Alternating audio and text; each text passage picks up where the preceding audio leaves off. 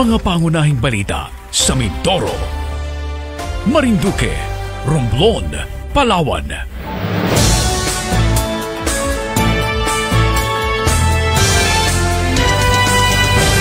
Mimaropa News on the Go.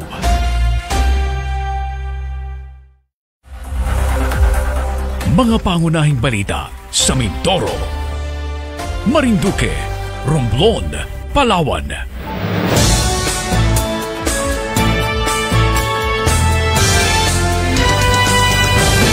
Mimaropa News on the Go. Magandang hapon sa inyong lahat. Ito ang Mimaropa News on the Go, ang lingguhang balitaan hinggil sa mga kaganapan at magandang balita sa 5 lalawigan ng Mimaropa. Ito si Joshua Sugay para sa edisyon ng araw ng Biyernes, ika-16 ng Pebrero sa taong 2024. Sa ulo na ating mga balita, Lambaklad Fisherman Cooperative nakatutok sa pagpapaunlad pa ng kanilang pagkakakitaan. Bagong Pilipinas Serbisyo Fair nakatakdang ganapin ngayong Marso sa Oriental Mindoro. 1 milyong piso ipinagkaloob ng Department of Agriculture sa Bahi Agricultural and Fisheries Association sa Marinduque. Bagong opisina ng Civil Service Commission itatayo sa San Agustin, Romblon.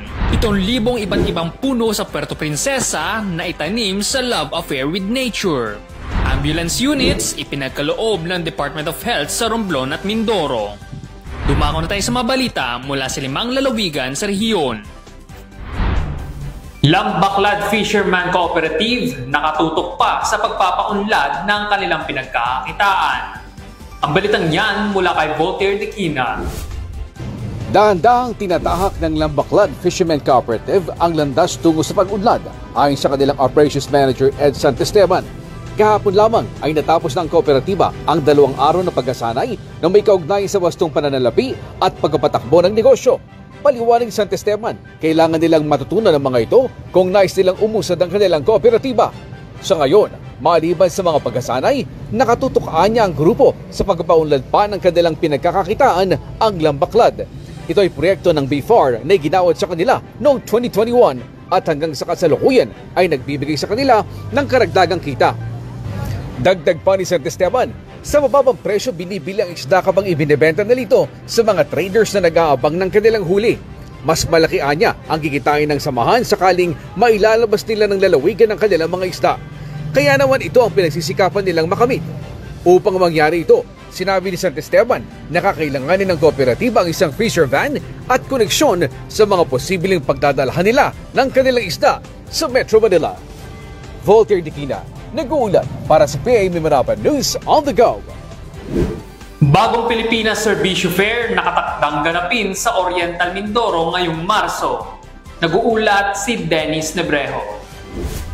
Handa na ang iba't ibang ahensya at tangkapan ng mga lokal at pambansang pamahalaan sa gaganaping Bagong Pilipinas Serbisyo Fair o BPSF na gagawin sa Marso 9 hanggang 10 sa Oriental Mindoro National High School. Layunin ng BPSF na mailahad ang mga programa ng pamahalaan at maihatid ang mga serbisyo sa mamamayan. Magkakaroon ng booth ang mga ahensya ng pamahalaan tulad ng DOLE, DOH, DPWH, DICT, LTO at marami pang iba para paglingkuran ng mga Mindoreño na nangangailangan ng kanilang serbisyo at mga dokumento na kailangan sa kanilang hanap buhay, trabaho, lisensya at iba pa. Ang gaganaping Bagong Pilipinas Serbisyo Fair ay ang kauna-unahang aktibidad sa buong lalawigan at rehiyong Mimaropa. Dennis Nebrejo ng PIA Oriental Mindoro nag-uulat para sa Mimaropa News on the Go. 1 milyong piso ipinagkaloob ng Department of Agriculture sa Bahi Agricultural and Fisheries Association sa Marinduque. Ang balitang yan alamin mula kay Romeo Mataak Jr. Formal nang ipinagkaloob kamakailan ng Department of Agriculture, Agribusiness and Marketing Assistance Division ang tulong pinansyal sa Bahi Agricultural and Fisheries Association sa ilalim ng Enhanced Kadiwa ni Ani at Kita Financial Grant Assistance Program ng DA na bigyan ang BAFA ng pondo na nagkakahalaga ng 1 milyon na makatutulong para mapalago ang produksyon, industriya at pagproseso ng arurut sa probinsya. Ang Bahi Agricultural and Fisheries Association na nakabase sa Barangay Bahi, Gasan, Marinduque ay binubuo ng 64 na kasapi kung saan 32 ang lalaki at 32 rin ang mga babaeng magsasaka. Hindi pa kabilang rito ang mga young farmer na pinagtutuunan ding mapalakas at maparami ng asosasyon sapagkat may edad na umano ang karamihan sa kanilang miyembro. Ang programang Kadiwa ni Ani at Kita ay isang marketing scheme ng DA kung saan tinutulungan ang mga magsasaka at mangingisda na makahanap ng mapagbebentahan ng kanilang mga aning produkto kasabay ng pagtataguyod ng isang masaganang ani at mataas na kita. Romeo Matac Jr. nag-uulat para sa PIA Mimaropa, News on the Go. Bagong opisina ng Civil Service Commission itatayo sa San Agustin, Romblon. Ang balitang yan mula kay Paul Jason Fox. Nagsagawa ng groundbreaking ceremony para sa itatayong bagong opisina ng Civil Service Commission sa probinsya ng Romblon kamakailan. Ang nasabing gusali ay itatayo sa 600 square meter na lot na ibinagay ng LGU San Agustin sa Civil Service Commission noong nakaraang taon. Pinangunahan ni CSC Chairperson Carlo Nograles ang groundbreaking ceremony kasama si San Agustin Mayor Denon Madrona at mga matataas na opisyal ng probinsya ng Romblon. Ayon kay Nograles, malaking bagay na inilalapit ang serbisyo ng CSC sa publiko para mas mapaganda ang kanilang serbisyo hindi lamang sa mga taga San Agustin kundi sa buong lalawigan ng Romblon. At inaasahan na din na sa bayan ng San Agustin gaganapin ang mga civil service exam na kasalukuyang ginagawa sa bayan ng Romblon. Mula Romblon, Paul Jason Foss nag-uulat para sa PIA Mimaropa News on the Go. 7,000 iba't ibang puno sa Puerto Princesa na itanim sa Love Affair with Nature. Ang buong detalye mula kay Orlan Habagan. Nasa 7,000 iba't ibang punong kahoy ang tinatayang na itanim sa isinagawang Love Affair with Nature ayon sa City Information Office. Ang Love Affair with Nature na may temang A Lifetime Commitment ay ang ika-20 taon nang isinasagawa sa lungsod ng Puerto Princesa sa pangunguna ng pamahalaang panlungsod tuwing Araw ng Mga Puso. Isinagawa ito sa nasa 5 ektaryang lupain sa Sitio Suliman, Barangay Iwahig. Pangunahing layunin ng programang ito ay ang mapanumbalik ang sigla, paigtingin at magkaroon ng tuloy-tuloy na programa na mapanatili at mapaunlad ang mangrove areas at kagubatan ng lungsod na nasira ng mga natural na kalamidad at iligal na pamumutol nito. Matapos ang seremonya ay nakiisa rin sa pagtatanim ng puno ang mga bagong kasal.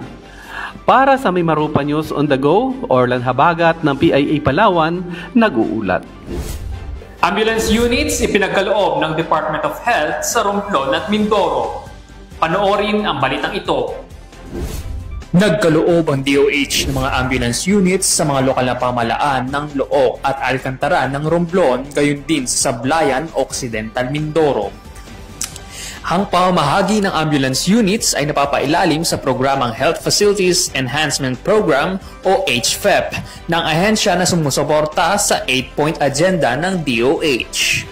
Maliban sa pagkakaloob, tinuruan din ng mga kinatawan ng bawat LGU kung paano alagaan ang mga ipinagkaloob na ambulansya upang mas tumagal ang mga ito. Inaasahan na sa pamamagitan ng mga dagdag ambulansya, mas magiging mabilis ang pagresponde sa mga mamayan na nangangailangan ng agarang atensyong medikal. Joshua Sugay nag-uulat para sa PIA Mimaropa, News on the Go. At dito nagtatapos ang isa na namang edisyon ng Mimaropa News on the Go. Makibalita, makialam at maging mapanuri sa mga kaganapan sa ating rehiyon. Hatid sa inyo ng Philippine Information Agency Mimaropa, ito ang Mimaropa News on the Go. Ako si Joshua Sugay, hanggang sa susunod na edisyon. Magandang hapon! Mga pangunahing balita sa Mindoro, Marinduque, Romblon, Palawan.